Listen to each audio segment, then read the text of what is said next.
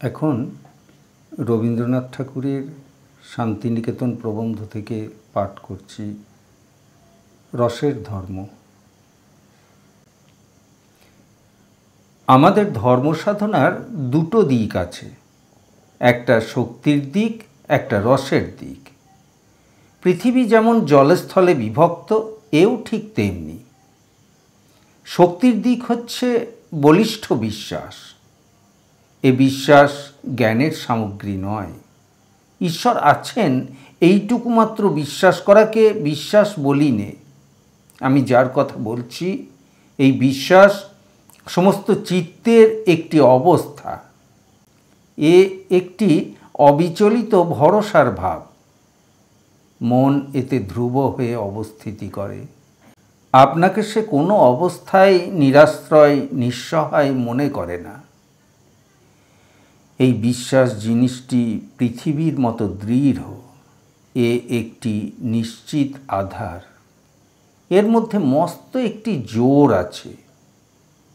যার মধ্যে এই বিশ্বাসের বল নেই, অর্থাৎ যার চিত্তে এই ধ্রুব স্থিতি তত্ত্বটির অভাব আছে, সে ব্যক্তি সংসারে ক্ষণে ক্ষণে যা কিছুকে হাতে পায় তাকে অত্যন্ত প্রাণপণ চেষ্টায় আঁকড়ে ধরে। সে যেন অতল জলে পড়েছে, কোথাও সে পায়ের কাছে মাটি পায় না। এই জন্যে যেসব জিনিস সংসারের জোয়ারে ভাটায় ভেসে আসে, ভেসে চলে যায়, তাদেরই তাড়াতাড়ি দুই মুঠো দিয়ে চেপে ধরাকেই সে পরিত্রাণ বলে মনে করে।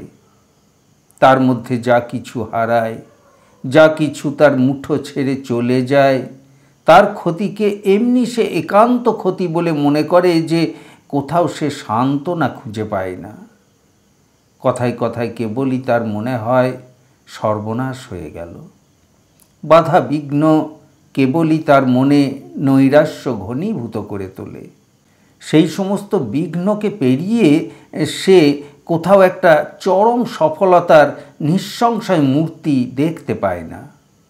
যে লোক ডুব জলে সাঁতার দেয়, যার কোথাও দাঁড়াবার উপায় নেই, সামান্য হাঁড়ি কলসি কলার ভেলা তার পরম ধন। তার ভয় ভাবনা উদ্বেগের সীমা নেই।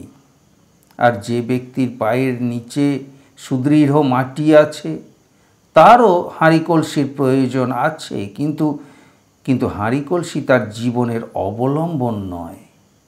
এগুলো যদি কেউ কেড়ে নেয়, তাহলে তার যতই অভাব অসুবিধা হোক না, সে ডুবে মরবে না।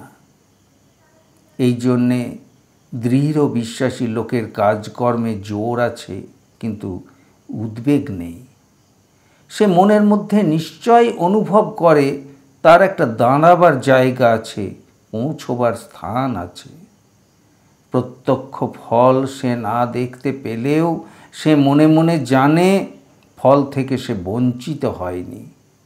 বিরুদ্ধ ফল পেলেও সেই বিরুদ্ধতাকে সে একান্ত করে দেখে না। তার ভিতর থেকেও একটি সার্থকতার প্রত্যয় মনে থাকে। একটি অত্যন্ত বড় জায়গায় চিত্তের দৃঢ় নির্ভরতা। এই হচ্ছে সেই বিশ্বাস যে মাটির উপরে আমাদের ধর্ম সাধনা প্রতিষ্ঠিত। এই বিশ্বাসটির মূলে একটি উপলব্ধি আছে। সেটি হচ্ছে এই যে ঈশ্বর সত্য। কথাটি শুনতে সহজ এবং শোনবা মাত্রই অনেকে হয়তো বলে উঠবেন যে ঈশ্বর সত্য, এ কথা তো আমরা অস্বীকার করি নে। পদে পদেই অস্বীকার করি। ঈশ্বর সত্য নন, এইভাবেই প্রতিদিন আমরা সংসারের কাজ করে থাকি। ঈশ্বর সত্য, এই উপলব্ধিটির উপরে আমরা ভর দিতে পারি নে। আমাদের মন সেই পর্যন্ত পৌঁছে সেখানে গিয়ে স্থিতি করতে পারে না। আমার যাই ঘটুক না কেন, যিনি চরম সত্য, পরম সত্য, তিনি আছেন এবং তার মধ্যেই আমি আছি। এই ভরসাটুকু সকল অবস্থাতেই যার মনের মধ্যে লেগেই আছে, সে ব্যক্তি যেমনভাবে জীবনের কাজ করে, আমরা কি তেমনভাবে করে থাকি? আছেন আছেন তিনি আছেন, তিনি আমার হয়েই আছেন। সকল দেশে সকল কালেই তিনি আছেন এবং তিনি আমারই আছেন। জীবনে যত উলট পালটই হোক, এই সত্যটি থেকে কেউ আমাকে কিছুমাত্র বঞ্চিত করতে পারবে না। এমন জোর, এমন ভরসা যার আছে, সেই হচ্ছে বিশ্বাসী। তিনি আছেন এই সত্যের উপরে সে বিশ্রাম করে এবং তিনি আছেন এই সত্যের উপরেই সে কাজ করে। কিন্তু ঈশ্বর যে কেবল সত্যরূপে সকলকে দৃঢ় করে ধারণ করে রেখেছেন, সকলকে আশ্রয় দিয়েছেন, এই কথাটি সম্পূর্ণ কথা নয়। এই জীবধাত্রী পৃথিবী খুব শক্ত বটে, এর ভিত্তি অনেক পাথরের স্তর দিয়ে গড়া। এই কঠিন দৃঢ়তা না থাকলে এর উপরে আমরা এমন নিঃসংশয়ে ভর দিতে পারতুম না। কিন্তু এই কাঠিন্যই যদি পৃথিবীর চরম রূপ হতো, তাহলে তো একটি প্রস্তরময় ভয়ঙ্কর মরুভূমি হয়ে থাকত। এর সমস্ত কাঠিন্যের উপরে একটি রসের বিকাশ আছে, সেইটাই এর চরম পরিণতি। সেটি কোমল, সেটি সুন্দর, সেটি বিচিত্র। সেইখানেই নৃত্য, সেইখানেই গান, সেইখানেই সাজসজ্জা। পৃথিবীর সার্থক রূপটি এইখানেই প্রকাশ পেয়েছে। অর্থাৎ নিত্যস্থিতির উপরে একটি নিত্যগতির লীলা না থাকলে তার সম্পূর্ণতা নেই। পৃথিবীর ধাতু পাথরের অচল ভিত্তির সর্বোচ্চ তলায় এই গতির প্রবাহ চলেছে। প্রাণের প্রবাহ, যৌবনের প্রবাহ, সৌন্দর্যের প্রবাহ। তার চলাফেরা, আসা যাওয়া, মেলামেশার আর অন্ত নেই। রস জিনিসটি সচল, সে কঠিন নয় বলে, নম্র বলে সর্বত্র তার একটি সঞ্চার আছে। এই জন্যেই সে বৈচিত্র্যের মধ্যে হিল্লোলিত হয়ে উঠে জগৎকে পুলকিত করে তুলছে। এই জন্যেই কেবলই সে আপনার অপূর্বতা প্রকাশ করছে। এই জন্যেই তার নবীনতার অন্ত নেই। এই রসটি যেখানে শুকিয়ে যায়, সেখানে আবার সেই নিশ্চল কঠিনতা বেরিয়ে পড়ে। সেখানে প্রাণের ও যৌবনের কমনীয়তা, নমনীয়তা চলে যায়। জরা ও মৃত্যুর যে আড়ষ্টতা, তাই উৎকট হয়ে ওঠে। আমাদের ধর্মসাধনার মধ্যেও এই রসময় গতিতত্ত্বটি না রাখলে তার সম্পূর্ণতা নেই। এমনকি তার যেটি চরম সার্থকতা, সেইটি নষ্ট হয়। অনেক সময় ধর্মসাধনায় দেখা যায় কঠিনতায় প্রবল হয়ে ওঠে। তার অবিচলিত দৃঢ়তা নিষ্ঠুর শুষ্কভাবেই আপনাকে প্রকাশ করে। সে আপনার সীমার মধ্যে অত্যন্ত উদ্ধত হয়ে বসে থাকে। সে অন্যকে আঘাত করে, তার মধ্যে কোনো প্রকার নড়াচড়া নেই, এইটে নিয়েই সে গৌরব বোধ করে। নিজের স্থানটি ছেড়ে চলে যায় না বলে কেবল সে একটা দিক দিয়েই সমস্ত জগৎকে দেখে এবং যারা অন্যদিকে আছে তারা কিছুই দেখছে না এবং সমস্তই ভুল দেখছে বলে কল্পনা করে। নিজের সঙ্গে অন্যের কোনো প্রকার অনৈক্যকে এই কাঠিন্য ক্ষমা করতে জানে না। সবাইকে নিজের অচল পাথরের চারি ভিতের মধ্যে জোর করে টেনে আনতে চায়। এই কাঠিন্য মাধুর্যকে দুর্বলতা এবং বৈচিত্র্যকে মায়ার ইন্দ্রজাল বলে অবজ্ঞা করে এবং সমস্তকে সবলে একাকার করে দেওয়াকেই সমন্বয় সাধন বলে মনে করে। কিন্তু কাঠিন্য ধর্মসাধনার অন্তরাল দেশে থাকে, তার কাজ ধারণ করা, প্রকাশ করা নয়। অস্থিপঞ্জর মানবদেহের চরম পরিচয় নয়, সরস কোমল মাংসের দ্বারাই তার প্রকাশ পরিপূর্ণ হয়।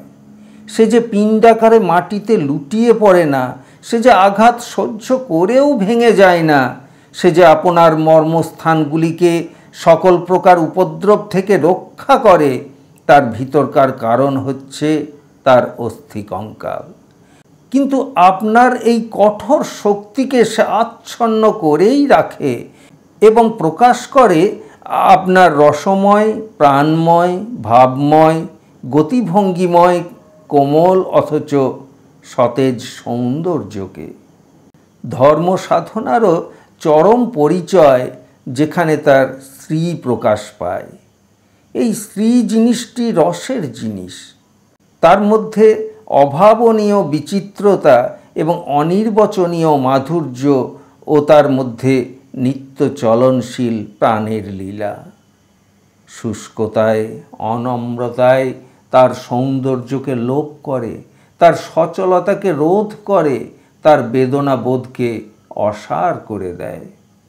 ধর্ম সাধনার যেখানে উৎকর্ষ, সেখানে গতির বাধাহীনতা, ভাবের বৈচিত্র্য এবং অক্ষুণ্ণ মাধুর্যের নিত্য বিকাশ। নম্রতা নইলে এই জিনিসটিকে পাওয়া যায় না। কিন্তু নম্রতা মানে শিক্ষিত বিনয় নয়, অর্থাৎ কঠিন লোহাকে পুড়িয়ে পিটিয়ে তাকে ইস্পাত রূপে যে খরধার নমনীয়তা দেওয়া যায়, সে জিনিস নয়। সরস সজীব তরু শাখার যে নম্রতা, যে নম্রতার মধ্যে ফুল ফুটে ওঠে, দক্ষিণের বাতাস নৃত্যের আন্দোলন বিস্তার করে, শ্রাবণের ধারা সঙ্গীতে মুখরিত হয় এবং সূর্যের কিরণ ঝংকৃত সেতারের সুরগুলির মতো উৎক্ষিপ্ত হতে থাকে।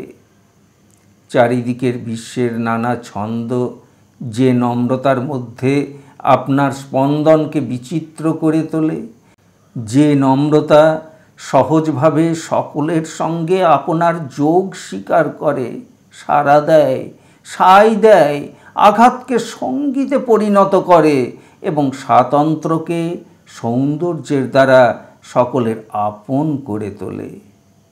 এক কথায় বলতে গেলে এই নম্রতাটি রসের নম্রতা, শিক্ষার নম্রতা নয়।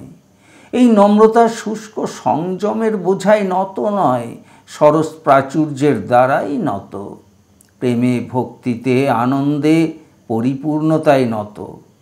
কঠোরতা যেমন স্বভাবতই আপনাকে স্বতন্ত্র রাখে, রস তেমনি স্বভাবতই অন্যের দিকে যায়।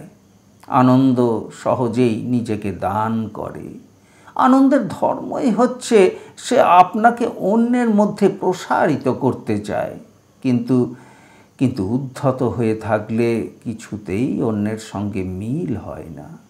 অন্যকে চাইতে গেলেই নিজেকে নত করতে হয়।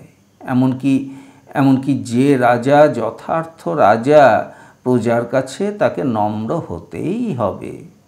রসের ঐশ্বর্যে যে লোক ধনী, নম্রতাই তার প্রাচুর্যের লক্ষণ। বিশ্বজগতের মধ্যে জগদীশ্বর কোনখানে আমাদের কাছে নত? যেখানে তিনি সুন্দর, যেখানে রসবৈশঃ, সেখানে আনন্দকে ভাগ না করে তার চলে না। সেখানে নিজের নিয়মের জোরের উপরে কড়া হয়ে তিনি দাঁড়িয়ে থাকতে পারেন না। সেখানে সকলের মাঝখানে নেমে এসে সকলকে তার ডাক দিতে হয়। সেই ডাকের মধ্যে কত করুণা, কত বেদনা, কত কোমলতা। স্নেহের আনন্দভারে দুর্বল ক্ষুদ্র শিশুর কাছে পিতামাতা যেমন নত হয়ে পড়েন, জগতের ঈশ্বর তেমনি করেই আমাদের দিকে নত হয়ে পড়েছেন। এইটাই হচ্ছে আমাদের কাছে সকলের চেয়ে বড় কথা। তার নিয়ম অটল, তার শক্তি অসীম, তার ঐশ্বর্য অনন্ত। এসব কথা আমাদের কাছে ওর চেয়ে ছোট। তিনি নত হয়ে, সুন্দর হয়ে, ভাবে, ভঙ্গিতে, হাসিতে, গানে, রসে, গন্ধে, রূপে আমাদের সকলের কাছে আপনাকে দান করতে এসেছেন এবং আপনার মধ্যে আমাদের সকলকে নিতে এসেছেন। এইটাই হচ্ছে আমাদের পক্ষে চরম কথা। তার সকলের চেয়ে পরম পরিচয় হচ্ছে এইখানেই। জগতে ঈশ্বরের এই যে দুইটি পরিচয়, একটি অটল নিয়মে আর একটি সুনম্র সৌন্দর্যে, এর মধ্যে নিয়মটি আছে গুপ্ত এবং সৌন্দর্যটি আছে তাকে ঢেকে। নিয়মটি এমন প্রচ্ছন্ন যে সে যে আছে তা আবিষ্কার করতে মানুষের অনেক দিন লেগেছিল, কিন্তু সৌন্দর্য চিরদিন আপনাকে ধরা দিয়েছে। সৌন্দর্য মিলবে বলেই, ধরা দেবে বলেই সুন্দর। এই সৌন্দর্যের মধ্যেই, রসের মধ্যেই মিলনের তত্ত্বটি রয়েছে। ধর্ম সম্প্রদায়ের মধ্যে যখন কাঠিন্যই বড় হয়ে ওঠে, তখন সে মানুষকে মেলায় না, মানুষকে বিচ্ছিন্ন করে। এই জন্য কৃচ্ছ্র সাধনকে যখন কোনো ধর্ম আপনার প্রধান অঙ্গ করে তোলে, যখন সে আচার বিচারকেই মুখ্য স্থান দেয়, তখন সে মানুষের মধ্যে ভেদ আনয়ন করে। তখন তার নীরস কঠোরতা সকলের সঙ্গে তাকে মিলতে বাধা দেয়। সে আপনার নিয়মের মধ্যে নিজেকে অত্যন্ত স্বতন্ত্র করে আবদ্ধ করে রাখে। সর্বদাই ভয়ে ভয়ে থাকে পাছে নিয়মের ত্রুটিতে অপরাধ ঘটে। এই জন্যেই সবাইকে সরিয়ে সরিয়ে নিজেকে বাঁচিয়ে বাঁচিয়ে চলতে হয়। শুধু তাই নয়, নিয়ম পালনের একটা অহংকার মানুষকে শক্ত করে তোলে। নিয়ম পালনের একটা লোভ তাকে পেয়ে বসে এবং এই সকল নিয়মকে ধ্রুব ধর্ম বলে জানা তার সংস্কার হয়ে যায় বলেই যেখানে এই নিয়মের অভাব দেখতে পায়, সেখানে তার অত্যন্ত একটা অবজ্ঞা জন্মে। ইহুদি এই জন্যেই আপনার ধর্ম নিয়মের জালের মধ্যে আপনাকে আপাদমস্তক বন্দি করে রেখেছে। ধর্মের ক্ষেত্রে সমস্ত মানুষকে আহ্বান করা এবং সমস্ত মানুষের সঙ্গে মেলা তাদের পক্ষে সম্ভব নয়। বর্তমান হিন্দু সমাজও ধর্মের দ্বারা নিজেকে পৃথিবীর সকল মানুষের সঙ্গেই পৃথক করে রেখেছে। নিজের মধ্যেও তার বিভাগের অন্ত নেই। বস্তুত নিজেকে সকলের সঙ্গে বিচ্ছিন্ন করবার জন্যেই সে নিয়মের বেড়া নির্মাণ করেছিল। বৌদ্ধ ধর্ম ভারতবর্ষীয়কে সকলের সঙ্গে অবাধে মিলিয়ে দিচ্ছিল। বর্তমান হিন্দু ধর্মের সমস্ত নিয়ম সংযম প্রধানত তারই প্রতিকারের প্রবল চেষ্টা। সেই চেষ্টাটি আজ পর্যন্ত রয়ে গেছে।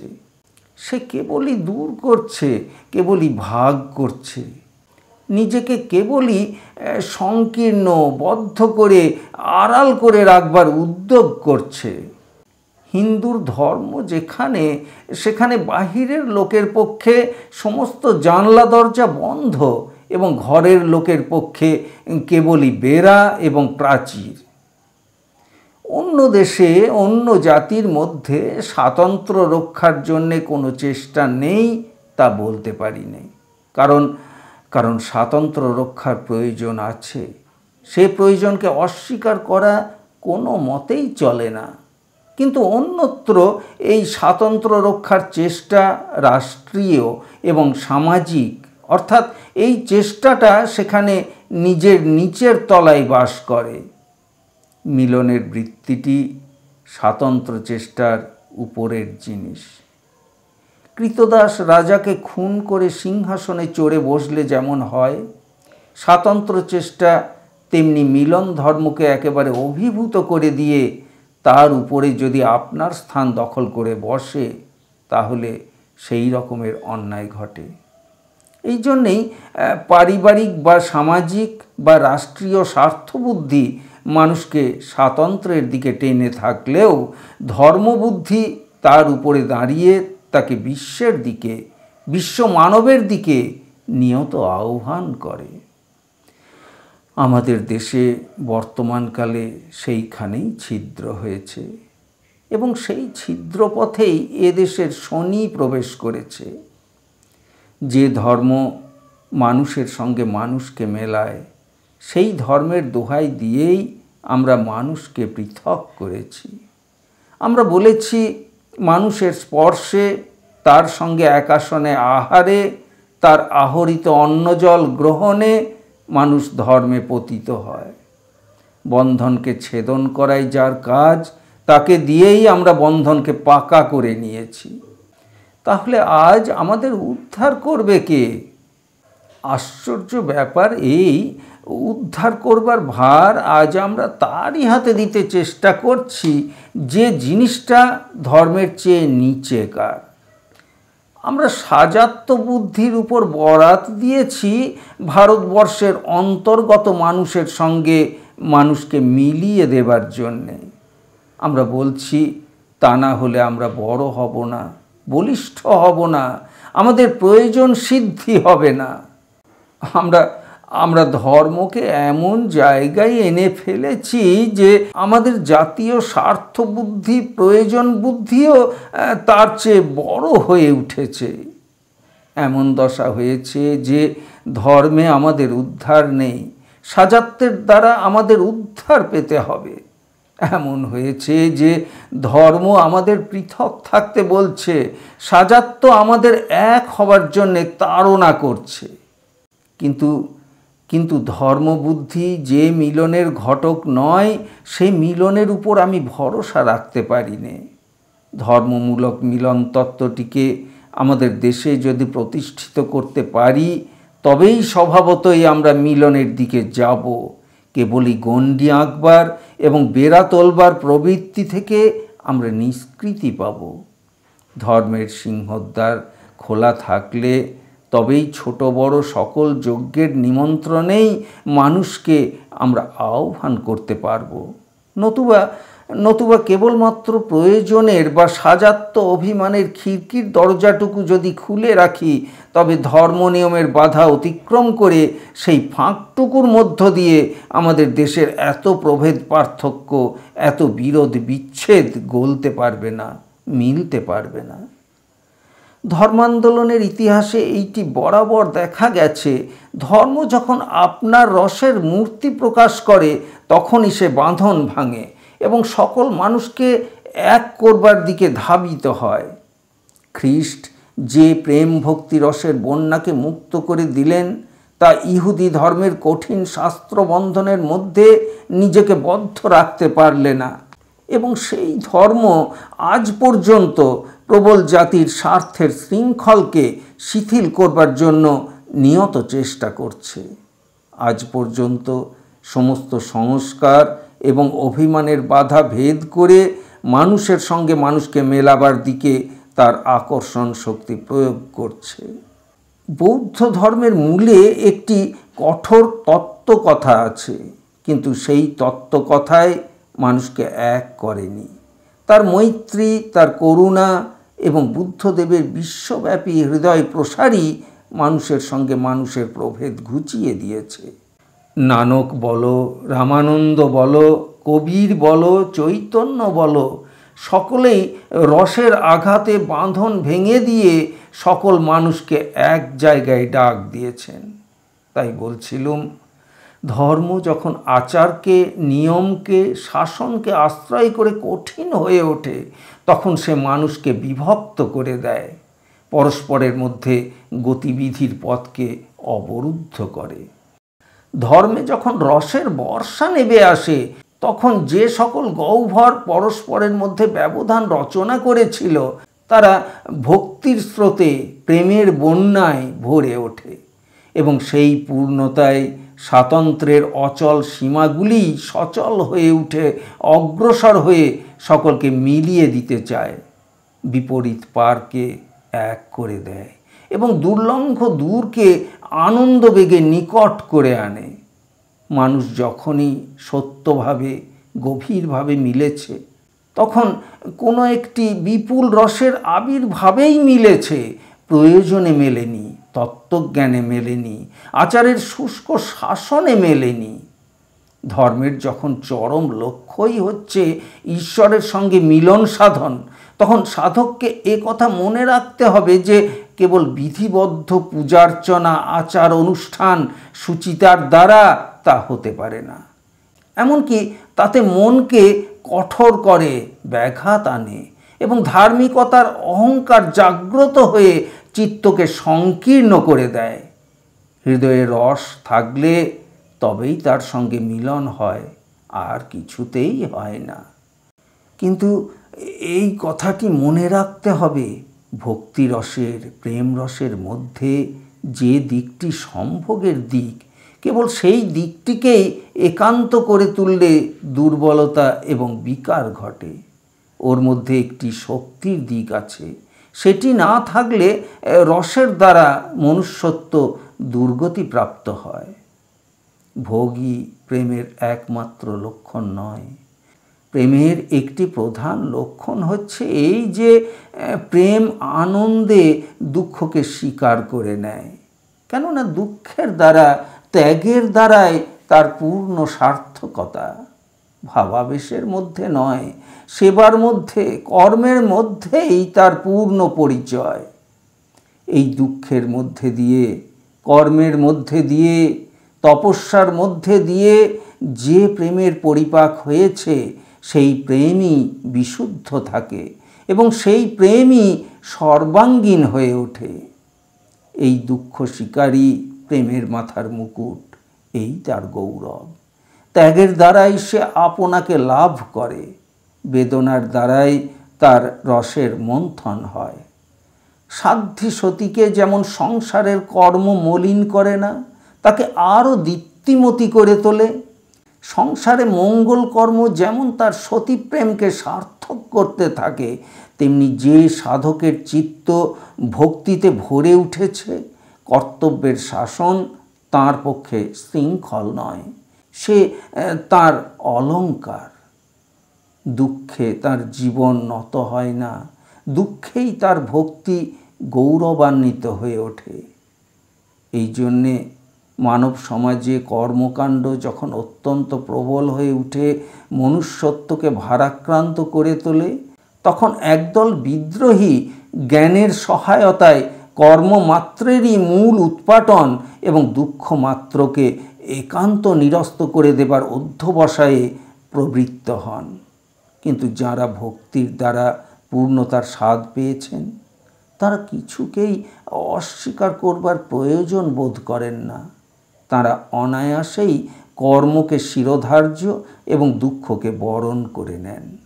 নইলে যে তাদের ভক্তির মাহাত্ম্যই থাকে না, নইলে যে ভক্তিকে অপমান করা হয়।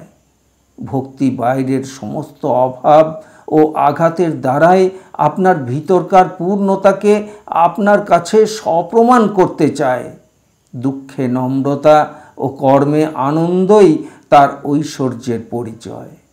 কর্মে মানুষকে জড়িত করে এবং দুঃখ তাকে পীড়া দেয়। রসের আবির্ভাবে মানুষের এই সমস্যাটি একেবারে বিলুপ্ত হয়ে যায়। তখন কর্ম এবং দুঃখের মধ্যেই মানুষ যথার্থভাবে আপনার মুক্তি উপলব্ধি করে।